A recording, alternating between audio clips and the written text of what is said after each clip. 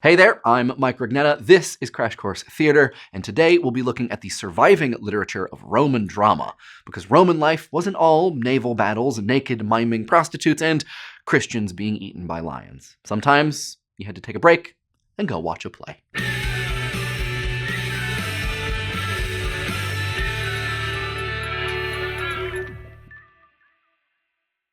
Much like Roman deities, the most popular form of Roman drama were comedies that borrow heavily from Greek originals, especially the comedies of Menander, with a little bit of Attilan farce thrown into the mix. These comedies are called fabulae palliatae. They have outdoor, urban settings and are filled with stock characters. The hero of the play is typically a type known as the adulas case, a young man who is in love with the girl next door, the Virgo, whom he can't marry because she's of dubious parentage, or he's in love with a prostitute, the Meretrix. Then there's the senex, usually the father or the old man, who's either a strict miser or a louche skirt chaser.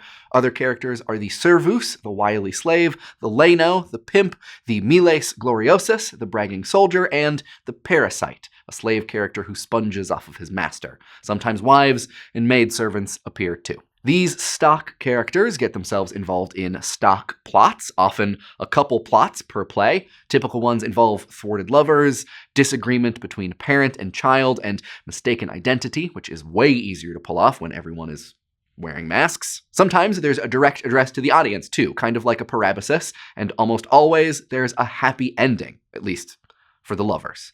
Comedies with happy endings are Yorick's faves. He is a man of infinite jest, after all. Oh, sorry. Was a man of infinite jest. In the Roman plays, most of the people and settings have Greek names, which is either a hat tip to the original source or a real failure of imagination on the part of these writers. But even though the setting is ostensibly Greek, the situations and jokes about current events and even the street names are definitely Roman, especially in the works of Plautus. Plautus and Terence are the two guys we're going to be talking the most about. Why them? Well, partially because they were the greatest practitioners of Roman comedy, but also because, you guessed it, their plays survived. Titus Macius Plautus was born in 254 BCE in Umbria, a landlocked region with a lot of truffles. Legend has it that he worked as a stagehand in his hometown and then failed as a merchant before moving to Rome to write plays. 130 plays are attributed to him, but take that with a grain of Roman salt. A lot of writers tried to pass their plays off as his. A 1st century BCE scholar determined that 20 plays are definitely his, and get this, all 20 survive. More or less. That's fine. I'll take it. Plautus's plays are rambunctious comedies about middle-class people and their slaves. You could even call them musicals, because from the meter they're written in, we know that at least half of each play was sung. He was a big influence on medieval and Renaissance writers. Molière was a fan, and we'll see that Shakespeare borrowed most of the comedy of errors from him. People love Plautus because his plays are energetic and uproarious, with puns galore and tip-top alliterations that are tricky to translate. Plautus's works are a lot like real life, with more prostitutes and twins and songs, which is to say, I guess, that they're not like real life at all, but they are a hoot. When he died in 184 BCE, he apparently wrote his own epitaph. After Plautus died, comedy mourns. The stage is deserted, and then laughter, mirth, and jest all wept in company.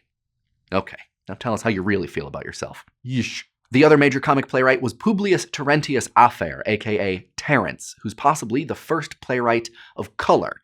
Terence was born around the late 180s or early 190s BCE in Africa at Carthage, in a spot that's now a Tunisian suburb. He was a slave owned by a Roman senator who educated him and then freed him. He came to Rome to try to break into the theater by surprising a famous poet at his house.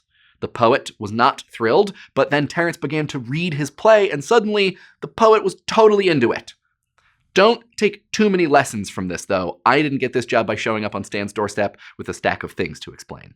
It's not a great plan. Terence wrote 6 plays, which borrowed heavily from Menander. Cicero even called him a pint-sized Menander.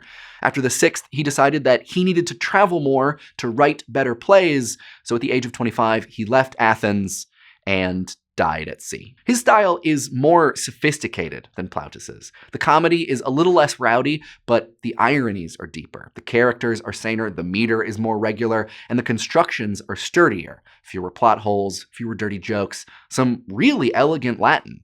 And the women aren't treated that badly, so that's nice. These are classier plays, but they're maybe not as funny. And hey, one more difference. In Plautus and Menander, the prologue basically tells you what's going to happen. Terence doesn't do that. He creates suspense. To take a closer look at Roman comedy, we're going to check out one of Plautus's plays, the Menachmi, or the Menachmus Twins, which we selected because Shakespeare borrowed most of it for the Comedy of Errors. The Menachmi begins with a prologue addressed directly to the audience. An actor comes out and tells everyone, hey, listen up, this is Plautus. You love Plautus. Give it up. Give it up for our man Plautus. The prologue tells us that once there was a merchant from Syracuse who had identical twin sons. He took one of those sons to Epidamnus, where the son was kidnapped, and the merchant died of a broken heart. Both boys eventually end up being called Menachmus, which is a little weird, but hey, you do you. For simplicity, we're going to call them M in the thought bubble. Years after their poorly fated trip, Syracuse M comes to Epidamnus searching for his brother, Epidamnus M. Epidamnus M is infatuated with a prostitute, Erotium, a name that basically means sexy. He keeps giving her all of his wife's stuff, which, understandably, makes his wife mad. Epidamnus M and his parasite servant go to visit Erotium. He gives her one of his wife's dresses and tells her to prepare a feast, and then he goes away. Syracuse M comes in, gets mistaken for Epidamnus M, and gets to eat Erotium's feast. And he's all, this place is rad, but somehow it never occurs to him that maybe he's been mistaken for the identical twin brother he's been searching for 6 years? Yeah, there are some plot holes. After the feast, Erotium gives Syracuse M the dress and tells him to take it to the tailor. Meanwhile, Epidamnus M's wife is like, why do you keep giving all of my dresses to your prostitute? So he tries to get it back from Erotium, and she's like, dude, I just gave it to you. Then his wife sees Syracuse M and mistakes him for her husband. He doesn't recognize her, so she tries to have him arrested for craziness and maybe dress stealing. Just then, Epidamnus M enters, and the two identical brothers see each other, but it still doesn't occur to Syracuse M that this is the brother he's been looking for. Luckily, the smart servant figures it out, the brothers are reunited, and Epidamnus M decides to auction off all of his stuff, including his wife, so he can return with his brother to Syracuse. Thanks, Thought Bubble. So yeah, it's absurd, sexist, heavily reliant on stock characters and stock situations, but still funny. Not all of Roman drama is quite so hilarious, though. Take the work of Seneca the Younger. Please. Haha, just a little comedy for you there. Seneca Jr. is born Lucius Annaeus Seneca in what is modern-day Cordoba, Spain in 4 BCE. That's just a little while after Horace publishes the Ars Poetica, the first major work since Aristotle's Poetics to tell people what plays should be. Seneca's dad was a big deal rhetorician, and when he was young, he was moved to Rome to study Stoic philosophy because there's nothing the kids like more than Stoicism. He came to adulthood during a pretty volatile time in Roman history. Little Seneca, who grew up to be another big deal rhetoric guy, kept running afoul of emperors, which was easy to do because a lot of them were dangerous psychopaths. Caligula almost executed Seneca, then Claudius banished Seneca on the grounds of adultery.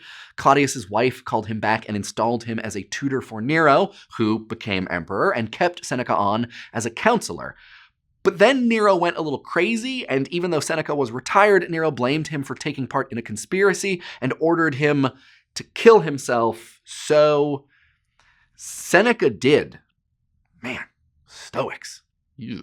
When Seneca wasn't being threatened by emperors, he sometimes wrote plays, which are mostly revisions of classic Greek works, and they're all tragedies. One possible exception is his Apocalypsentosis, a satire about the emperor Claudius that no one really likes and which maybe he didn't even write. In general, Roman tragedies based on Greek subjects are known as fabulae crepidatae, and there were lots, 300 years worth, but basically Seneca's are the only ones that survive. Seneca's tragedies are notable because they're the first to favor the 5-act structure that Shakespeare would adopt. They have a different relationship to the divine, with a lot less confidence that the gods are going to help everything work out, which is to say they're pretty dark. It makes sense when you remember all of the scary, violent emperors who were ruling Rome during Seneca's time. Nero was as merciless and arbitrary as even the most capricious god. And remember all that stuff the Greeks liked to keep off stage? Like, say, really extreme and incredibly gory violence? That's just the kind of thing Seneca wants to show. Because atrocities, especially those perpetrated on the weak by the powerful, were facts of life in his society. And also a regular feature in violent entertainments like gladiator fights. So if you've ever thought, hey, I'd really like to see Oedipus blind himself, and maybe he could actually tear out both of his eyeballs, man, I have got a play for you. But not you. You don't have eyes. Because of scenes like that one, and the fact that Seneca was a high-class kind of person, there's been a lot of debate about whether his plays were actually performed, or whether they were closet dramas meant to be read rather than produced. Certainly some of the scenes, like the cannibal meal in Thyestes, would have required special effects, but let's not put some creepy props or even extreme violence beyond the limits of the Roman stage. Remember, these are the people who thought that a group of dwarves beating a woman with spiked clubs was just normal entertainment. Check us out next time for a survey of ancient Sanskrit theater. And then, theater's gonna disappear for a while. At least in the West. Until then, curtain. Crash Course Theater is produced in association with PBS Digital Studios. Head over to their channel to check out some of their shows like The Art Assignment and Eons. Crash Course Theater is filmed in the Chad and Stacey Emigolt's studio in Indianapolis, Indiana, and is produced with the help of all of these very nice people. Our animation team is Thought Cafe. Crash Course exists thanks to the generous support of our patrons at Patreon. Patreon is a voluntary subscription service where you can support the content you love through a monthly donation and help keep Crash Course free for everyone, forever. Thanks for watching.